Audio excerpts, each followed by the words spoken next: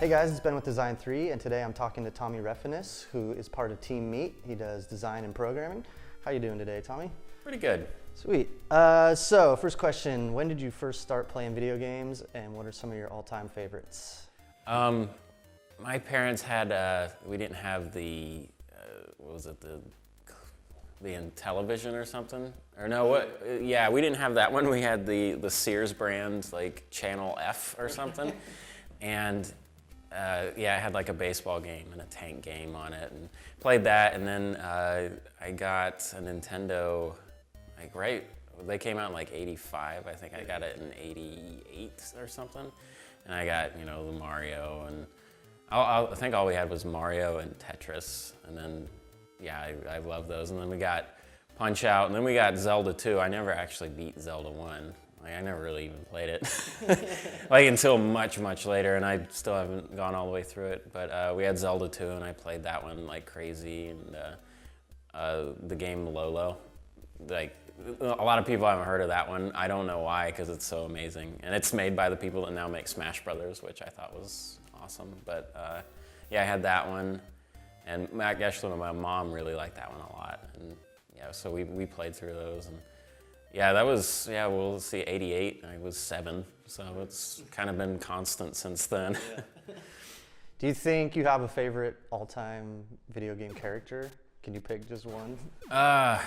Let's see. I think the one that I've played the most is like Mega Man games. So like Mega Man, old Mega Man was my favorite. I never really got into the Mega Man X or anything like that. But yeah, I mean, if I had to pick a favorite, I would think it would be either Mega Man or Link, because those are the two games that I played the most.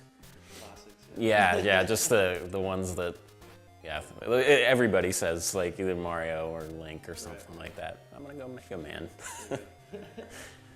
Video game soundtrack, any favorites there? Oh, like, I don't know, like random, I'm weird about music. I listen to it sometimes, but I have no idea who I'm listening to. So just random stuff will pop into my head. He's like going through your suitcase, I don't know. But yeah, with music soundtracks, or like video game soundtracks, it's just sort of whatever pops into my head. The things that used to pop into my head all the time were Battletoads, because I played the hell out of Battletoads, and really like Mega Man 2 soundtrack, just everything, you know, you got. Yeah, they're running through my head now. Just kind of how it works. So how did you first get started in video game development? I have to add ActRaiser. That's one that, okay. Yeah. Yeah, because that one, I even have that one orchestrated. As far as getting started in video games, like I always wanted to make games as I was growing up. Like me and my friend John we would talk on the phone all the time, and we would like draw out stuff and be like, oh, it would be neat if in Battletoads you could like do like a double kick and both of your feet would turn big, you know. So we would just like add the stuff and, you know, kind of, oh, what if Sega and Nintendo made one system that did everything, you know. We would kind of do that. And then when I was about 11, my mom and dad bought me this, well, actually before that they had like a Tandy computer that had like QBasic that was hooked up to like a black and white TV. And I like started programming on that, and then I got this, they got me this laptop, which is this huge like Panasonic thing. It weighs, I think, 30 pounds, and it has the keyboard clipped onto the front face, and it's like a green EGA screen, and then two like 5.5, or was it 5.5 or 5.25? I don't even remember, but the big floppy disk thing, it's got 2 of those drives. And I started making little games in that because that was like the first introduction to actual computer graphics and stuff. So, and all I would do is make intros for games. Like I would never actually get into any gameplay stuff, but I always liked just the programming stuff. I would try to make games. I made little like security apps that would just like hide files on my computer, but it was all like really silly stuff where I would just be like, oh, type in the password, and the password is R37WV, and if I said W, that just meant double V's or double U's or something like that, you know. And it was just stupid little crap like that. But yeah, I am, you know, that was like early childhood, and then like after high school and in college, that's when the internet scene was coming up and Newgrounds was starting, and Flash was somewhat popular, but not anywhere near what it is today. Like, people looked at it kind of like, oh, this is never gonna take off.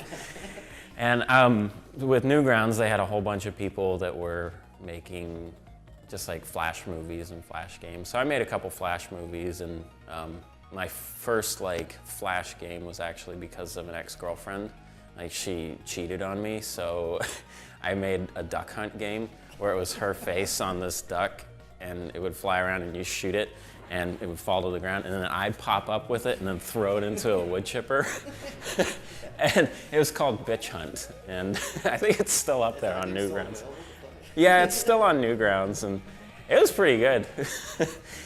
Yeah, it was, yeah, actually that game was made in Flash 5 right when it came out, because I remember a lot of people were like, this doesn't run for me, because it was Flash 5 and no one had, everybody had like Flash 4 player or something like that. But yeah, I mean, I really like doing that. I made like a couple other games, some really, really awful games. There was this one called Nail Jesus to the Cross, which this is, okay, so I had this girl I had a crush on, and I really thought she liked me, and she said that she really liked me, and then when she found out that I wasn't religious, like, cause I'm just an atheist, and she's like, oh, we can never be together, and that kind of like destroyed my world. So I turned into this whole like anti-God, like one of those people, just for a little while, and I kind of got over it. But yeah, I made the Nail Jesus to the Cross game. It was horrible. Is that anything like Pin the Tail on the Donkey? What it was, in a way, what it was is it's horrible. It was Jesus on the cross, and he had little targeting circles like around his feet and his hands, and he would go back and forth, and you would try to throw nails at him. Oh, here we go. Excuse me, you know you're not allowed on the table. Down. He would have these little things around his like hands and his feet, and you would throw the nails, and it was my voice, so he would say like, ow, ow. And you had to do it. It was a really hard game. You had to like do it and get the grail of blood up. Right. It was a horrible game. That's actually still on Newgrounds too. I think it's under like a different name, because when I was going to get jobs after all of this, I didn't want people to see it. Yeah, did you put that on your resume? No. Yeah, 1999, nailed Jesus to the cross. But yeah, so yeah, I was making games around that time, and yeah, part of Newgrounds, and then I kind of went into like corporate crap world, you know, where I was making search engines for real estate databases, and then I was doing like educational software, and then I was doing contract stuff for like NASCAR and Duraflame, and the way I kind of really got serious about it is kind of weird, because I was living in Charlotte, North Carolina, and I was working at this company. I actually enjoyed working for the company, but I always, in my spare time, I would take those contract jobs for like NASCAR and stuff. And there was an Electronic Gaming Monthly that came out that had this article about one of the programmers on Twilight Princess, or what would become Twilight Princess. And he made the fishing minigame. If you remember in Twilight Princess, you like rode out, and it was like the most like involved fishing game that's been in a Zelda series. And there was a whole article just on him, and the reason he made it is because he likes fishing. And I read that, and it said he would come in after hours and he just worked on it because he enjoyed fishing and he enjoyed what he was doing. And I read that and I go, well, what do I do in my spare time? And I'm like, well, I want to make games. I'd love to do stuff like that, but I make stuff for NASCAR. So around the time this guy I worked with a couple years before, he was living in Amsterdam working for this company called Streamline Studios. And they needed a network programmer for an Xbox game they were doing. And I decided I was gonna take that job. And so I talked to them on the phone, and they said they wanted me. So I like sold my house and my car and put all my stuff in the storage and moved to the Netherlands. And yeah, that company was horrible. And they're out of business now, and I'm really glad. Well, I think they've moved to Malaysia or something. They like bypassed all this tax law or something. They're really kind of snarky people. But yeah, so after that kind of ended, and that was like this horrible, it was a really horrible experience where we were like overworked, and I hated it. When I came back to the States about a year later, and I was just like, I don't want to work for anybody anymore. And I started a game with my friend Aubrey, who was the designer at Streamline Studios, and we were making this game called Goo. And it was like this liquid physics-y kind of game, and it never really went anywhere. But during that process, I ended up meeting Ed, and we did Meat Boy, and yeah, that's kind of how everything sort of fell into place. That's great. Yeah.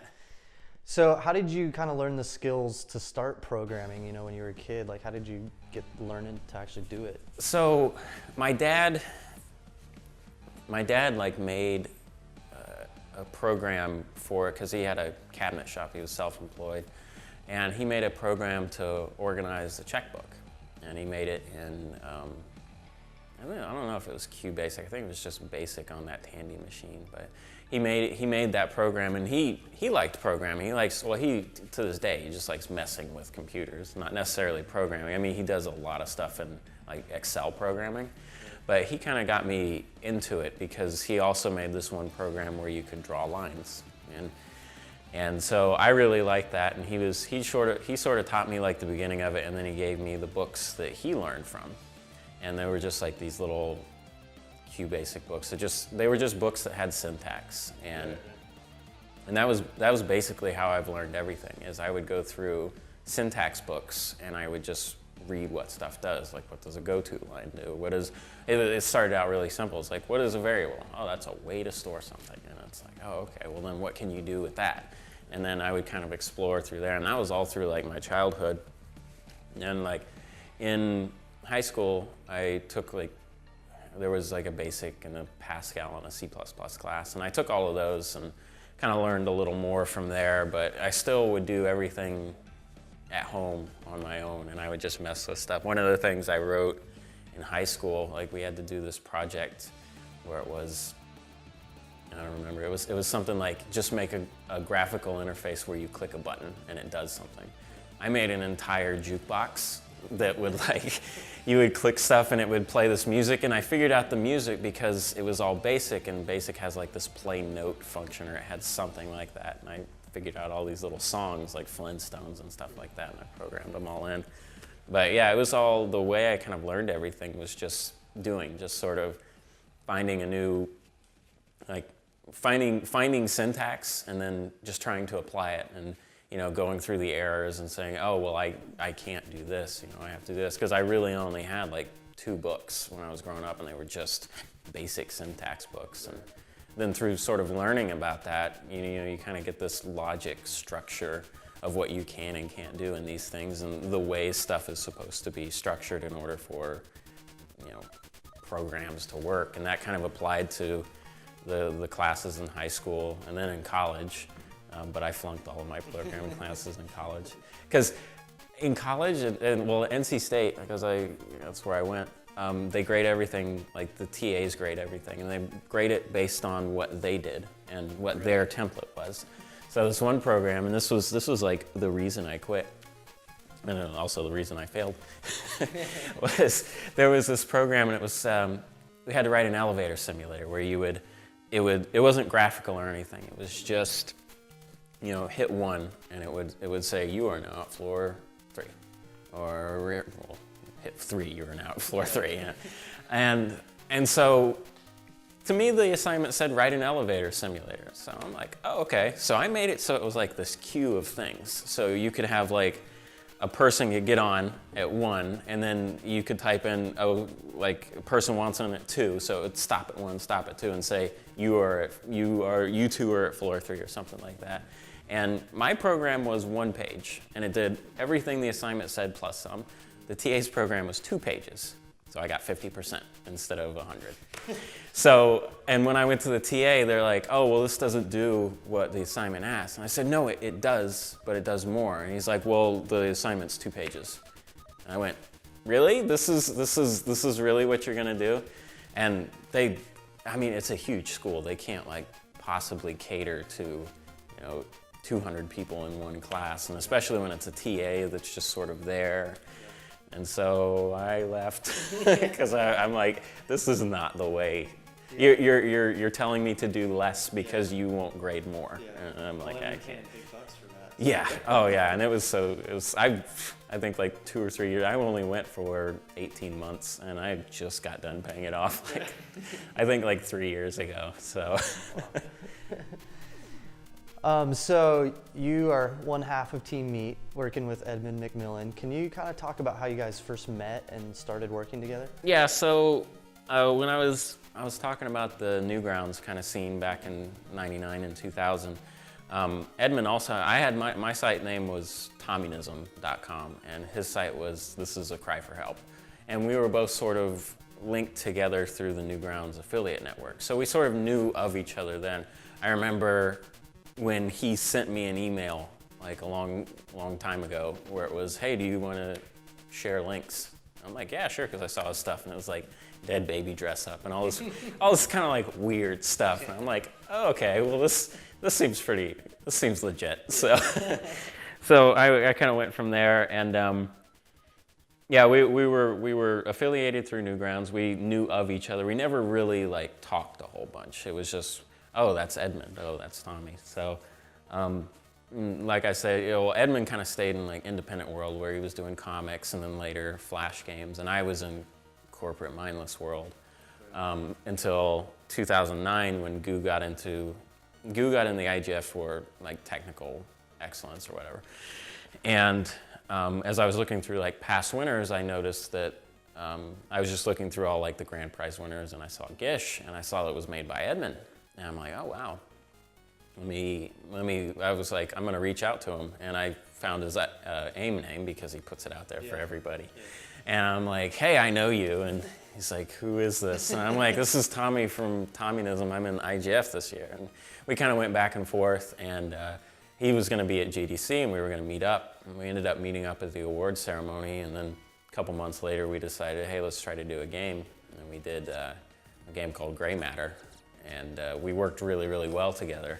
So around that time, Nintendo was talking to him about Meat Boy, and he didn't know anybody that could do like console stuff, and I could. So we decided, hey, let's do Meat Boy together, and the rest is kind of like history. That's awesome. Could you kind of walk us through like a typical day of work for you?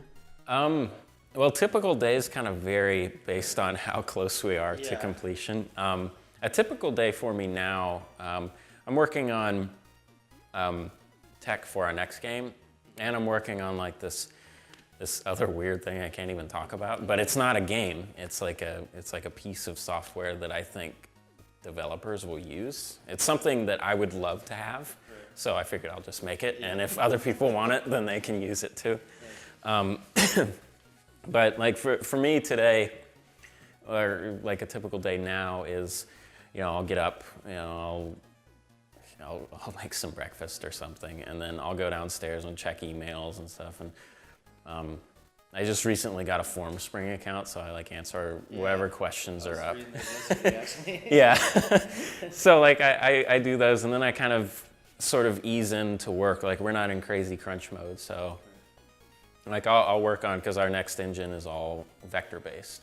So it's, I've been working on stuff like that, trying to optimize it, make sure everything's working well. And it's also, reads everything from Flash, so Ed can just make an SWF of like a cutscene or a character or something and just import it into the engine, and it just works.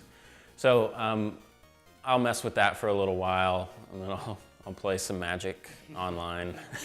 And then I might move over to the other thing I'm working on. But yeah, it's just really kind of relaxing, spaced out work. Right before Meat Boy was out though, it was much more hectic. It was constant bug fixing, constant emails back and forth, like sleepless nights, Thankfully it's not that right now. It will be, I don't know, maybe like a year or so from now, but right now it's very, very calm, which is nice. Right. started asking people, what time do you usually go to bed at night? Oh, jeez, it varies. Because I have a girlfriend now, which is new to me, because before I met her, I had this really shitty girlfriend, and I didn't care about going to bed because I really didn't like her. She was honestly like my Meat Boy rebound. It sounds horrible, but she was also kind of horrible too, so it works out. But now that I have a girlfriend, I try to get to bed between like 2 and 3. This doesn't work. I went to bed at, I went to bed at 4 last night. The night before I went to bed at 6 a.m. And yeah, I don't know. I always have these intentions like, oh, I'm gonna go to bed at like 2. And then I like find something online and I'll end up watching it. Like yesterday while playing Magic, Ed and I were watching a fail compilation of just people getting hurt. It's like America's Funniest Home Videos. Like nobody like dies in these videos, but oh man, people get hurt so bad. And for some reason you just have to watch. Yeah. But yeah, and then that turned into, it's weird how it turns into, there was like this, one thing on the side, it was like weird egg washed up after tsunami. And it was a fucking buoy. And that just turned into like looking at all these other weird videos, and that's happened several times, and then that turns into looking at weird stuff like Slender Man and like alien stuff, and then that just keeps me up because I like freak myself out. But yeah, so the bedtime varies between, I did really good at Sundance. I was going to bed at like 1, which was awesome. But now it's way back to where it was. I'm gonna try to go to bed somewhat early tonight. I'm going over to Ed's house, but we're gonna probably play Magic, so probably won't go to bed. Yeah, I'll be on Ed's schedule, which is like going to bed at 4. Yeah. So. So what is the current project or projects that you are working on now? I can't talk about them. Well, I mean, there's the one we can talk about where we're trying to see if we can do a touchscreen version of Meat Boy. And it's kind of like, I know, I've seen it got pressed somehow. I don't know. I guess they like look at our forum springs and our Twitters and stuff, and they grab news. Oh, that's right. Yes, he did. I don't know if that was where it came. It might have come from that too, yeah. Because I know a couple sites picked up on it, and they all say, "Oh, are you rescinding what you're saying about the App Store?" And no, I still think it's awful.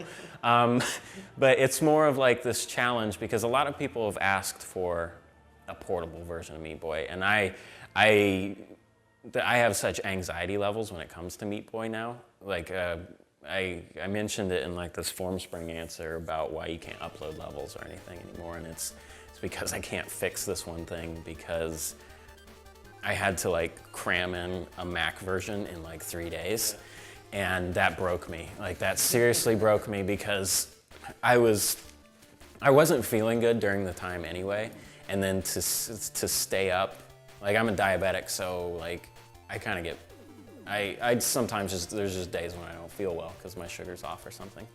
And my sugar was off like all that week for some reason, I don't even know why, just life. And then with all of the Mac stuff, it just destroyed me. I had to get it done though. I think I stayed up for 2 days straight, like just making this, and I got such like anxiety levels about it that I can't, I used to get the same anxiety from opening my bank statements. Now I get that whenever I open the folder for Meat Boy, and it really sucks. But yeah, where was I going with this? What was it? Yeah, so, yeah, that's right.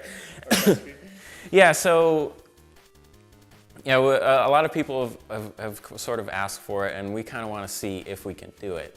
And if it turns out that it's fun and it's like a good game, we'll put it out.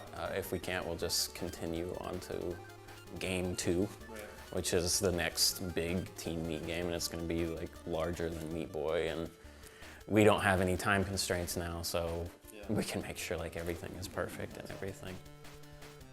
What can you tell us about game 2? I know that it's vector based. All right. Yeah, I can tell you that we've learned a lot from the Meat Boy launch. Like after Xbox, we had to get the PC version done in a month, and it's really hard to go from crazy stressful launch and being screwed over by Microsoft to working on the game again. And that kind of yielded like a whole bunch of bugs and stuff that I had to fix, and I did fix. But we've learned like a whole bunch from actually just putting out a game, because I mean that's something people were telling us, like you have to, you have to expect this, you have to expect that, and we did to an extent, but you never get the full extent of it until you're actually in it. And, just different people's problems with computers, and different people have different setups, and somebody can have total system specs but have one program that's sitting there, and there's one that constantly adjusts gamma, and for some reason that makes the game like crash. I don't know why. But we learned like a whole bunch of stuff from that, and as for what I can tell you about Game 2 is my goal for Game 2 from a technical standpoint is for everything like the launch to be as close to flawless as possible. Because for me, it helps out with the stress of just development, because the stress literally kills me. It throws my blood sugars like haywire. It's awful. Well, you really pretty much are the tech support. Yeah, I am. I remember when Meat Boy came out on PC, it came out at the end of November. I spent like the first 2 days, I didn't sleep. I fixed bugs for 2 days straight. And I was losing my fucking mind. It was awful. And then when I finally fixed enough, then I slept. And I think I slept for an entire day.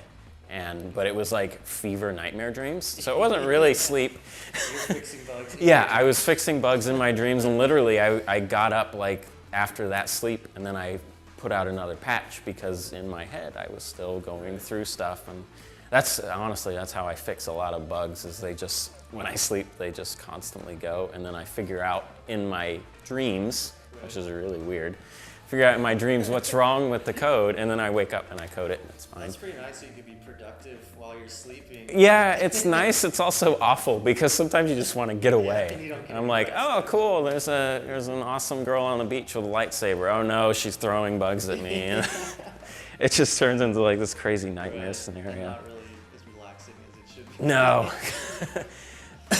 But yeah, through all December, I did tech support.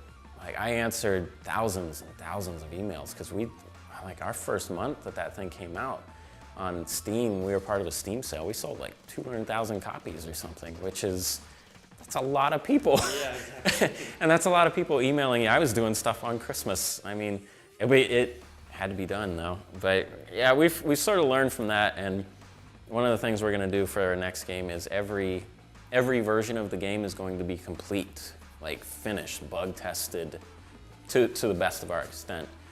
And everything is going to be complete before we even put one version out. And we're gonna do it with the Meat Boy handheld also, or Super Meat Boy. I think we're calling it Super Meat Boy the game or something like that, something silly like that. But even to that, like it's going to come out on, we're still kicking around like PC and Mac. I don't know if I want to do all of that, because I'd prefer to have stuff that I know it's going to run on, like the way it's intended. So we want to do like Android and iOS. Those are going to come out like, you can't actually plan with iOS, because they have to like go through approval and stuff, but they're both going to be done before we submit them. So they'll come out, but they'll be done. And that's kind of like the main important thing is for all of the next games, is there's no more time constraint. There's no more, you have to get this done, otherwise you won't be able to release until February. There's no more of that, because no one can tell us that, because they have no power over us, which is really kind of nice. Nice luxury to have. I know there's companies like Valve where they don't release it till they're yeah. So that's cool that you guys are. Yeah, we're kind of in that boat now, which is really, it's gonna just make everything a lot better, because it's painful to it's painful for the game to come out and then have a whole bunch of people not be able to play it, and that's kind of what happened, and it's like just being punched in the stomach. It's you go through this. It's like running a marathon, and at the end, this guy just bam right in the stomach as soon as you cross the finish line, or like maybe like 5 feet from the finish line. So you're like doubled over, and you're like trying to get When you're taking that big breath. Yeah, I made it, bam, and then they move the finish line back. But yeah, so it's good to be able to do that, because that's just gonna make it feel like a whole lot better, and I think people will appreciate it, because even though people appreciate, you know, what we did and the amount of tech support that I did as it was coming out, like a lot of people, people are impatient, and it sucks, and I hate when people are impatient, but it's also their right to be impatient when they buy something and it doesn't work the way they think. Though if they can't read minimum system specs, then that's their fault. I'm trying to run this on my my Intel 839 graphics card. I'm like, it doesn't even support any shaders at all. I'm like, didn't you read this thing? Oh, I have 100. One guy was like, I have 128 megs of RAM. I'm like, are you kidding me? How are you online? Yeah, really. But yeah, so everything will go smoother next time. Can you talk a little bit about how you approach a new game, like as you kind of the designing and planning of it? Yeah. The first steps you take. So, for me, it's kind of weird because I'm not really a designer. I mean, I just do design feedback for, like with Meat Boy levels. It was always I would play them and I would figure out what felt weird, and like I designed the controls of Meat Boy, and like that's my part of design is more technical. So like for our next game, the way I started it was I started building all the vector tech, like for the vector rendering and the SWF reading. And that's kind of where I start. And then from that point, once that's all finished and perfect, I'll then make it so I'll then make it so it'll kind of be the same approach that Meat Boy took, where Meat Boy started out as like this level that was just this cube that bounced around. And I made that cube feel really, really good. And then, so the next step will be basically getting some sort of base level in there, and then getting some sort of control, like working, getting something moving on the screen. And then from that point, then I'll start to make the tools so Ed can make levels. And then so that little cube can then bounce around art and stuff that Edmund has made. And then that kind of balloons into, that's the start of where Ed comes in and he actually starts really designing levels and designing stuff. The next game isn't like Meat Boy in that way. Like the levels are larger, it's like a larger world.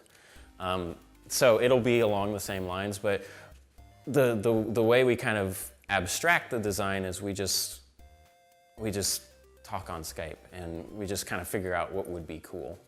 Like we were figuring out like, oh, it would be neat to have, it's gonna sound really vague because I have to be really careful because I could totally slip up and say the entire name of the game and when it's coming out. But That's what I'm hoping. yeah, you're sitting there on pins and needles. But yeah, we would just go back and forth and say, oh, it'd be neat if you could take this and do this and put these things together and have this thing, you know. And we kind of work from that. Like the traditional approach, I think, is to do everything on paper. And as far as Ed and I go, as far as what we do on paper, it's just like little doodles of stuff. We don't actually write down, like, I know when you submit to Sony and stuff, you have to have like these design documents. It's like, oh, this is the synopsis of the game, this is the character. We don't do anything like that because it seems inorganic to us. It seems it's always better. I mean, just for us. I mean, with teams of like huge numbers of people, you have to have that because everybody needs to be the same. But with Ed and I, we're just working on it and finding out what becomes fun as we're working on it. So once we get into that kind of structure where he can place stuff in a world and we can move around a world and we can figure out how the player is going to interact with that world, that's when we'll actually start, you know, designing actual systems for stuff. And it's really vague. I mean, in my head, as I'm explaining this, I see the pictures of the stuff that I am talking about, but I can't tell anybody. But. Yeah, that was great. Could you maybe talk just a little bit about like the software and the tools you use when you're making a game?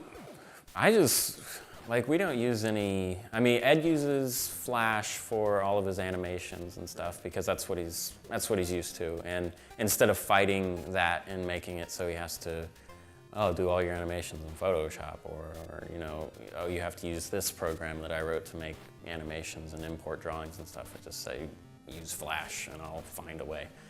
So that's really the really only third-party tool we use. The editor and everything is all coded by me. I just use Visual Studio, and then I just sort of build out from there. We don't, like, there's really no tools. Yeah, I mean, it's just what we're used to. I mean, I'm not used to using like Unity or like a scripting language or anything like that, and Ed's not used to using some like proprietary animation thing that goes into this engine or anything like that. We use what we're used to, and that's why the workflow is the way it is. It just feels natural. It doesn't feel forced at all. Yeah. Is there any kind of like common challenges you've run into, maybe on the programming side, that you kind of that pop up again and again? Not really pop up again and again, because I really try not to hack stuff. I really try, and it's kind of a flaw because I could make games so much faster if I just threw stuff together. Something in my brain doesn't allow me to do that. Like, I can start to throw together, and I'm like, well, I gotta comment this, and then I have to, oh, well, this will only work for this one special case, so I need to make it so it'll work for every case. And that kind of is what the entire engine has turned into. That being said, though, with the month time constraint I had after Meat Boy, I did have to like hack in a whole bunch of things. But yeah, as far as stuff like constantly coming up, there really is nothing. I always try to be mindful, like especially now, of like properly like error trapping and error reporting and stuff. And I've written a whole bunch of stuff, new stuff for that, specifically for the next game, just to sort of make that entire process like nicer for the user stuff. Like I remember when the StarCraft beta came out, you know, when it crashed, it would pop up this neat little window and it would say all of this system information and stuff, and please send please tell us what you were doing, and hit send. And I thought that was the coolest thing ever, because I'm like, oh God, it's crashed. I don't know why. So I made something for the next game that's done that. But that's really the thing I'm the most mindful of, is like not assuming anything when it comes to system setups or hardware, even when people have system requirements, which I naively thought with Meat Boy, oh, if they meet minimum system requirements, it's going to be fine, you know. But there are things you have to compensate for, you know. If they have this program that interferes with this or takes something from the graphics card, and you have to make sure that the graphics card's not throwing you back like weird memory pointers and stuff like that. So that's kind of the most recurring thing now, even though it's not like something that constantly comes up. It's just something that's constantly on my mind, because, you know, I want it to be perfect, and I want it to be, yeah, that's kind of the best way, because I'm strange. I'm like a really strange guy. Like, I can't be around people when they're eating, and I hate the sound of me eating, and like sounds bother me, and I never feel like I have like my car, it makes a rattle, and I used to love my car until it made this rattle, and I hate driving it. But like all these things, like it seems like everything that I own, I find some sort of flaw in. And that always, and I hate it, because like I have like all this neat stuff, and like I love the people that I'm around and stuff like that, but everything kind of grades on me. So like for this engine, I feel like it's something I'm totally in control of. So I want that to turn into my perfect thing. There's no rattles, there's no anything, and that's why I'm being like super like, it's probably overkill for what I've done for like error trapping for this new thing, but it'll be perfect. And it won't bother me when I look at it. That's the important. Yeah. In the game industry, there's kind of this cliche of like programmers and artists kind of like getting into fights with each other, that whole thing. Like, have you had any experiences like that with Edmund or with any other artists? So I've never had that with anybody. When I was working at Streamline, like I said, I don't consider myself outgoing, but for some reason I tend to like, I tend to joke around a lot. And at Streamline, the only problems I ran into was this one girl, and I really liked. She was a nice girl, and she got married to one of my friends that worked there, and I would talk to her in an Antonio Banderas voice. And see, I don't know, they're like cultures and everything, but so she was like German, and I would just like mess around and talk to her in these voices and stuff. For some reason, it was irritating her, but she was laughing all the time, and I never knew. And I felt horrible when like HR called me in, and they're like, "You need to stop harassing Incan." I'm like, "Oh God, I didn't mean to. I was just being friendly. Oh, I'm sorry." But yeah, but that's like the only. I would go into the artist's room, and I would just talk to everybody, and for the most part, like everybody, they seemed to like me. And after that little spat with Incan, we were fine. Yeah. Because I understood that, like, okay, maybe I am being a little irritating by constantly talking to her in this voice. I don't even know why I was talking to her in that voice, but I never really argued. No arguments with Edmund, like, at all. It's just because with like Ed, and I guess with like all artists and stuff, like I know what I'm good at and I know what I'm not good at. The things that Ed excels in, I don't, and the things that Ed doesn't excel in, I do. So, and that's why it really works out, because Ed knows his stuff when it comes to design. I know my stuff when it comes to programming. You know, he knows his stuff when it comes to art. I know my stuff when it comes to like actual feel and like kind of feedback and stuff. So, you know, there's like a middle ground, but it's like this common middle ground where we're just like, oh, this would be cool, oh, that would be cool. You know, it would be neat if the missiles had like a trail on them or something. You know, it just always sort of worked out that we were just always friendly. It was never an environment where we actually felt like we were working, and because of that, I think that's why we never really got into any sort of spats or anything. I never aspired to be an artist or a designer. He never aspired to be a programmer. And I think that's where a lot of the fights come in, because like an artist might think that they're like a designer or something, and they might argue with the designer because they think this one thing is right, and the programmer might argue with the artist because they may think this doesn't look right or something like that. And for me, whatever Ed drew, I said, yeah, that looks awesome.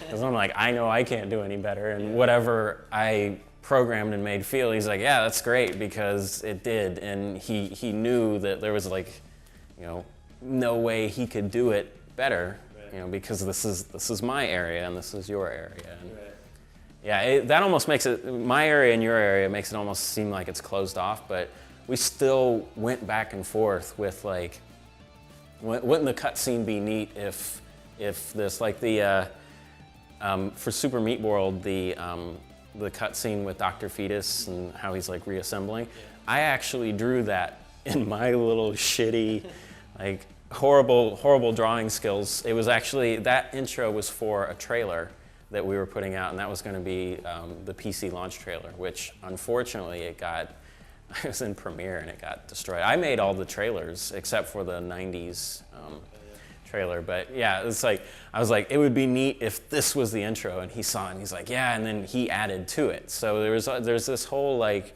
method where we just really go back and forth just on every sort of aspect of everything. And yeah, it's just friends talking is what it turns into, instead of people actually working together. That's nice. Yeah, it works out pretty well. So what is your kind of take on the current indie game scene / culture?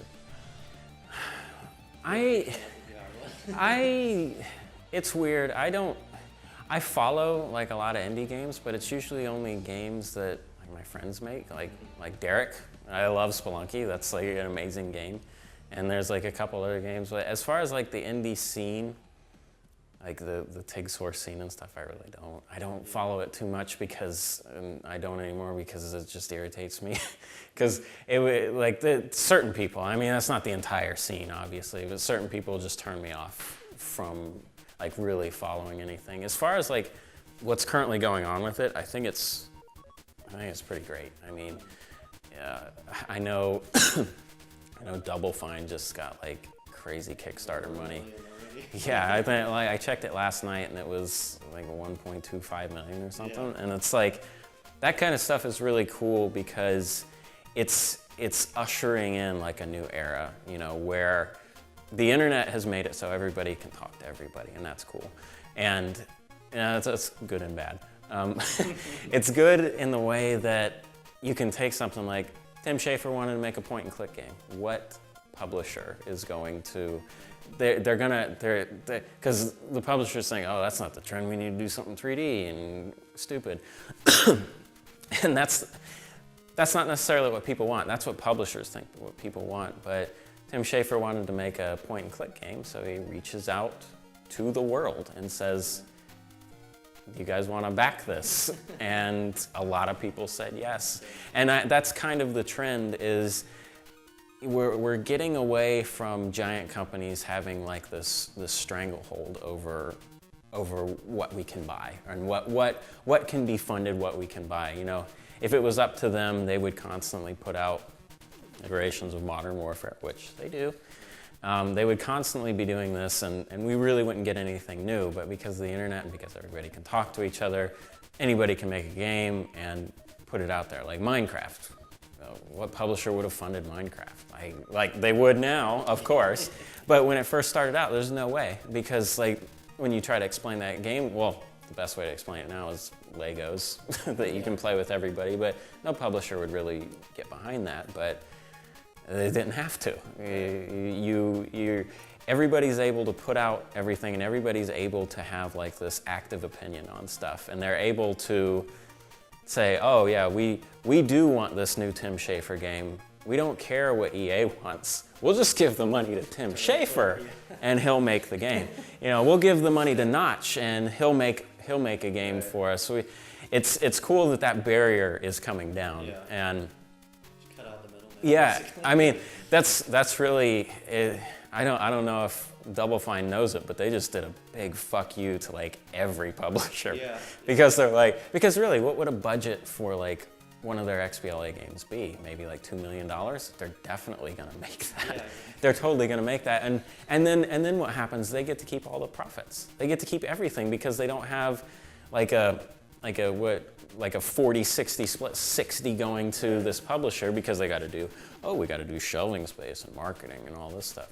I'm sure Double Fine will be able to hand it just fine because it's just such a cool, like, exciting time because these publishers have to be shitting themselves. Right. They see stuff like Minecraft, they see stuff like Meat Boy. I mean, and then this Tim Schafer thing. It's like, what are they gonna do? Yeah. What is their relevance in this entire scheme of things now? And then especially when everything goes totally digital, then what is their place? Right. Because who cares about shelf space then? No one. Yeah, and all the disc costs and all Yeah, that. that stuff goes out the window, and then marketing isn't a thing where you have to pay for TV ads to make a game that's going to sell like 1 million copies. Right. There's no Meat Boy TV ads. It was just reaching out to people, and like Twitter and all this stuff is this way that everybody knows everything. It's pretty neat. Yesterday, like Tesla revealed their new car or whatever, and I wanted to see it, but their site was down. So I just went to Twitter and found a whole bunch of images of it because that's the most like reliable kind of way to communicate with people because people are like, oh, here's a picture, and I just went through the thing, saw everything I wanted without even touching their website. Right. But yeah, it's with indie games, I mean, it's like, it started a while ago with all the Steam stuff and all this digital distribution thing, but it's like really picking up steam where like, not only is there a way to get your game out there, but now there's ways to get it funded. And there's ways to make the game, put it out there, get it funded, get advertising without touching any large company. And you're always going to have like the platform holders like Microsoft and stuff like that, and they're always going to have some sort of authoritarian kind of hold on it because it is their system. But even to that, what is the relevance of those systems anymore? I mean, games on Steam sell fine. I mean, we sold amazing on Steam. I mean, 70% of our sales are from Steam, from PC. So yeah, it's just as more people are able to reach out and talk to other people, it's just those kind of barriers are going to come down. And I think that's really good. Good direction for everything.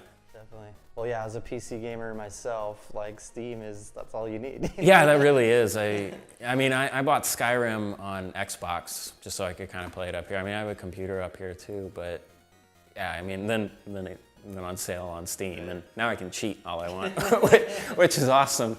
Well, and they just released those modding tools. Oh yeah. Too, so it's like I don't. advantage right there. Yeah, even because I'm not going to use them, I can turn the dragons into Randy Savage, which is odd, but yeah, it's there. It's totally there.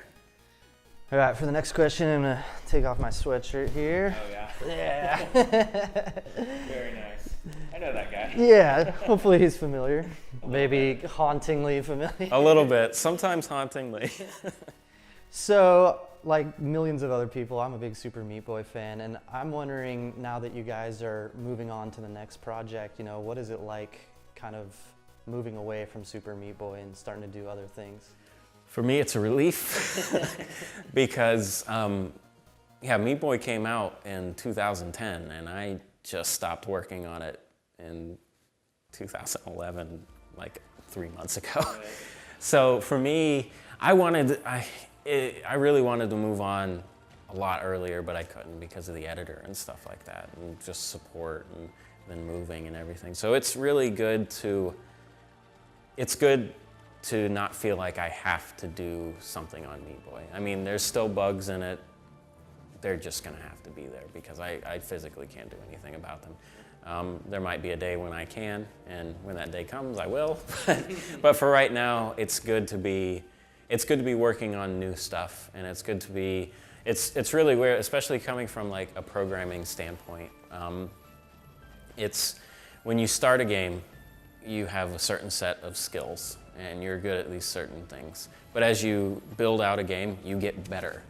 And for me, at the end of Meat Boy development, we wanted to add stuff. We wanted to add, and it's actually stuff that we're doing, or we're going to try to do in the touchscreen version. We wanted to add it and see what we could do. I didn't want to work in that code base anymore because I'm like, this is not the way I would do things anymore. So it's really cool to be able to like take that engine, tear down almost everything, and rebuild it the way I would build it today instead of the way I built it 2 years ago.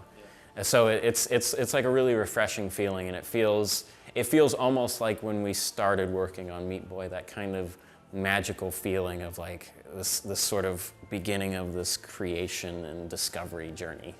Right. So it feels really, really good, and it makes me feel like I'm not stagnant anymore, because with the year of extra work added on to Meat Boy, I just felt like I was trapped, and that for morale and self-worth and everything just really, it took its toll on me. Like I never got to the point where I said I didn't want to make games, but I got to the point where I'm like, I don't care if Meat Boy sells another copy. I don't want to do this anymore. I'm like, I would be happy if it went off I would be happy if it went off Steam and on Xbox. Right. I would just be happy if it was gone, just so I don't have to mess with it, just so I can move on. Right. So it's nice and refreshing right now. Yeah. So how do you manage your time and stay on track with everything you need to do? I don't know.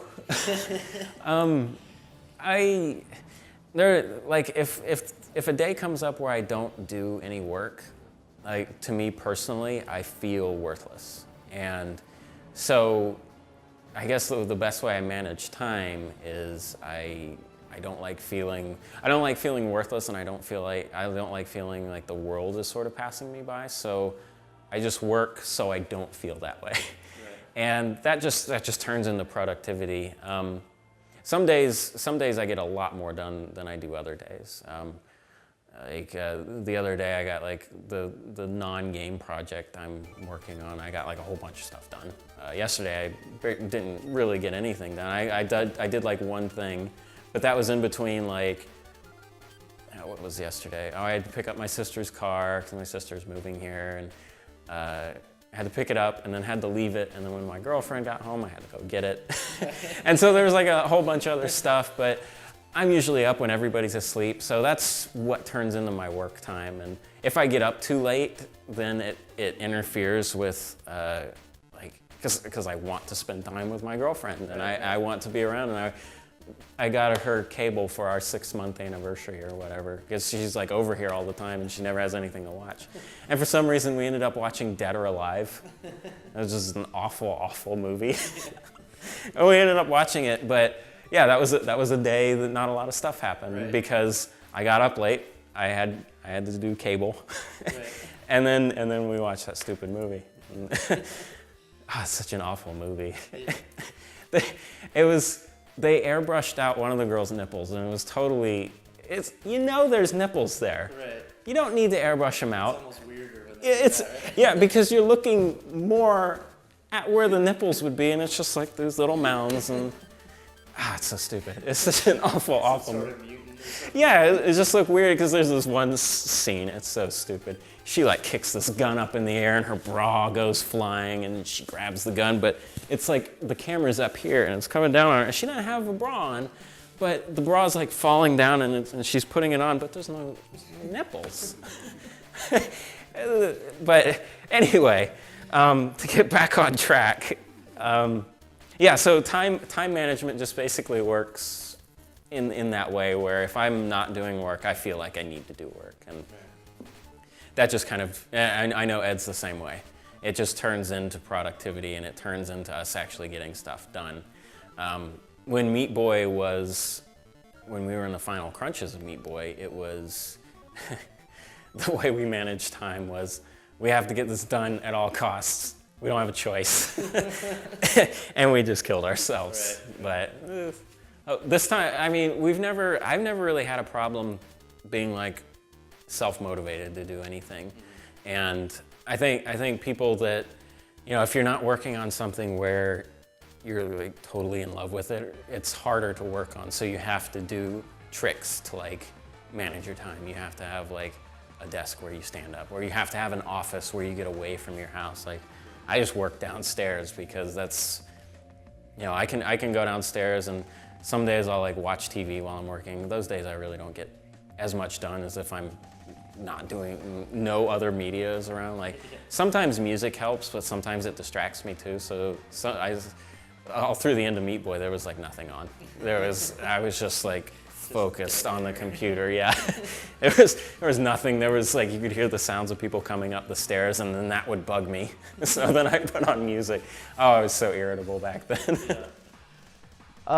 In your opinion, how important is the community of players and people that kind of arise around a new video game? I think it's really important because not only from, it's important in like several ways, because it's good to like know that your work is being enjoyed by people, because that's a big motivation boost, because you go through this ridiculously arduous task of making this game, and you craft it and you put your heart and soul into it. And if it just came out and no one said like anything about it, and there was no like fan art, and there was no emails from kids saying, "Oh, I love this game" and stuff like that, it would make it a lot. It would be just like totally thankless. And like the community, like the Meat Boy community is great because it's just people just enjoy the game, and that's like a good motivation. And they're also important because from a sales kind of thing, they're important because if people are talking about your game, you're going to get more sales. You're not going to necessarily need like advertising dollars to bring in people because you've already brought them in. And then those people, like the best recommendation is word of mouth. You have to play this, go download Limbo. That works better than anything because you trust these people. Yeah. I don't trust anybody on TV. Everybody on TV is a liar. I hate all commercials. Yeah. Oh yeah. There's no. But yeah, if my friend's like, "Hey, you really need to play Call of Duty," I'll kind of go, "Are you sure I really need to play?" No one said this to me. People have said you have to play Skyrim, but I knew that anyway. That's actually how I got into Oblivion. My friend was playing Oblivion. I'm like, this looks awesome. I'd like to play that. But yeah, the actual community is like super important because without it, without it, I know you're like making games, like I make games because I like making them, but if I made them and they didn't get played by anybody, I think that would make me, it would make me gravitate towards something where I had some sort of social interaction with people. And I kind of get the social interaction now because people are responding to something that I've made, and it's, yeah, it would suck. It would suck if nobody like paid attention to your game and played it and ever said anything about it. Right. Where was I? Okay, there's always going to be critics and people with negative comments. How do you handle those kind of negative aspects of the industry? So, like, a lot of stuff, and it's like a flaw of mine, and it's like this weird perception of me on the internet is that I'm like unapproachable. And I don't think that's true. I just don't care about a lot of stuff. So when the Super Meat World stuff went down, I don't know if you know about it, how like the fucking teenagers got into like the SQL and stuff. I made it. I knew what I was doing when I made it insecure, because I honestly, and it was naive of me to think that, oh, we're just like two guys and we're not charging anybody for this stuff and it's no personal information, and I keep backups of it. Why would anybody take it down, Right. And yeah, I remember like the forum comments from these fucking assholes. They're like, these guys need to feel this sting. And I'm like, why? Why do we need to feel this sting? I made this for free for people. You went into a playground and burnt it down because there wasn't a locked gate. Fuck you. But when that stuff came out, I mean, that was right after the Mac stuff. So I was already feeling like super stressed. And then that stuff came up and I wasn't even anywhere near where I could fix it. I was in North Carolina. And like, that stuff came up and that stuff really bothered me because it didn't, like I saw like the Reddit comments and stuff about, oh, this guy's a shitty programmer and stuff like that. And then it's weird because sometimes when my sugar goes low, I have like these revelations because it's like my body is telling me, hey, you need to do something to survive. Right. And my thought process goes really weird during those. And I had this weird revelation that like, these people are attacking me because I've made something successful. There is no other reason. They're saying that I'm a shitty programmer and stuff because they are feeling, for some reason, my success is making them feel a certain way about their success, or lack thereof, or the limited scope of what they have. I doubt any like actual really good, successful programmer was on a Reddit thread saying that I've lost all respect for this guy because of this. Like, I really doubt it because that's not the kind of people who do that. Somebody that's actually creating and doing stuff doesn't have the time to go online and say nasty shit about other people. And so, like before that revelation, those couple of days, I was feeling pretty down because not only did these little asshole teenagers take down this thing that was free for everybody, and it was only temporary, I just restored a backup, but it was still stressful as hell. And then they like edited my entire conversation. Like I had emails back and forth with the guy, and I was like, hey, leave it alone. I'm like, I know, I'm like, I'll fix it. It's fine, right? And that's the famous quote, is like, trust me, it's fine. And the reason I said that is I couldn't do anything about it. And it was fine because I had backups. And I knew it. And I knew all of this stuff. And I never imagined, because when I was emailing the guy back and forth, he was like, oh, I can help you. I'm like, that's cool. I really don't need your help. I really appreciate it. I don't need your help. But yeah, so they decided to take it all down. And yeah, it's with all that really bugged me until that revelation. And then it kind of made me, in a way, it just made me kind of go, wow, they took this down because Meat Boy sold 1 million copies. Like, this is the reason that they have done that. Or it's like, before that, we actually hadn't announced it at that point. We announced it after Christmas, but it was like right before that. We were like so close, and everybody knew it. We were in like Like we were in Humble Bundle, we were in all this stuff. It was at the point where we were all around, and yeah, and it was kind of like, wow, I've actually got to the point where people are just going to hate me because I've done something good. Right. Like, oh, okay, wow. And now at this point, I don't care. I mean, because of that realization that, yeah, somebody on Twitter was like, I hope, because I wrote the whole story, because people were asking why we can't upload levels, and I wrote the whole story. And the guy was like, hopefully your next game will totally melt their faces. And I responded back to him and I go, I think their faces are already melted because I'm a successful developer with a fan base that enjoys what he does. Like, what are they? Their whole purpose is to destroy stuff, Yeah. so. I think it's a lot of jealousy kind of in there.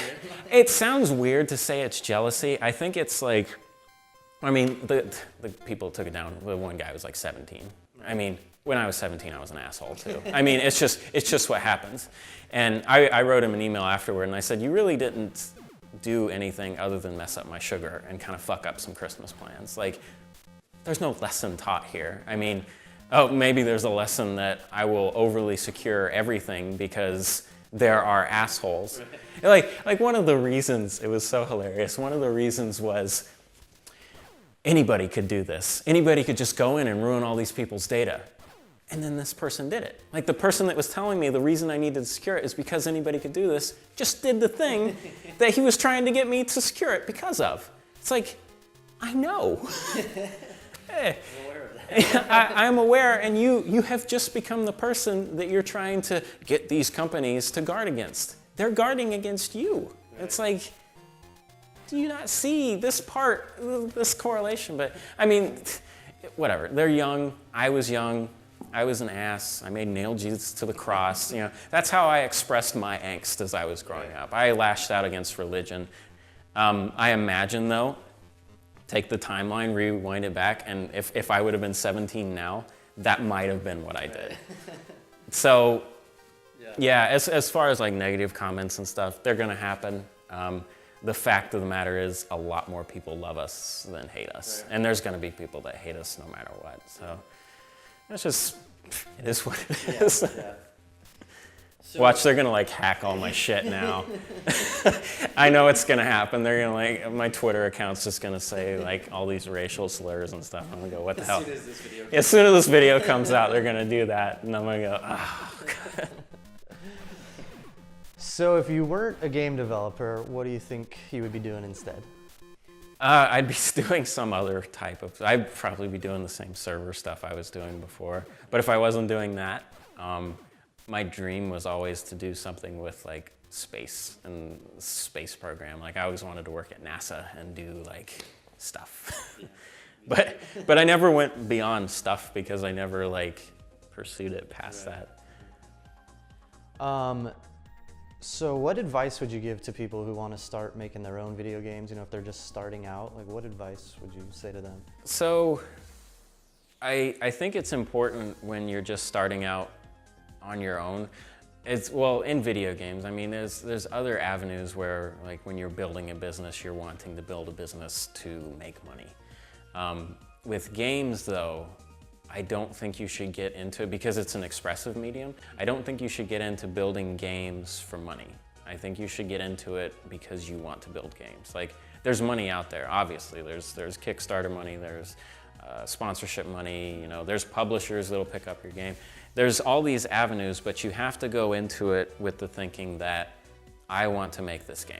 I want to create this.